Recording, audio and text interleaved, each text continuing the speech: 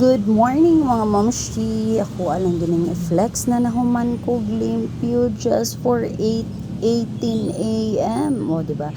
Nahuman na ko og rearrange ani gahapon niya. Karon ako lang siyang gi samutan pa jud. Char. So nang general cleaning ko diri sa akong kitchen gahapon and ako lang ning i-flex nag-rearrange ko ani.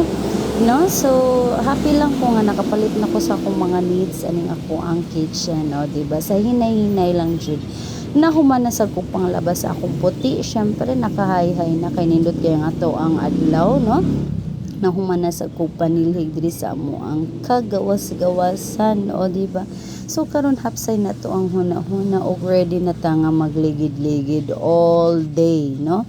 Wala tay problema kay Saturday man, so mag-relax ata ug mo na ni ato ang view diri. Char, manatag limpyo. Bye.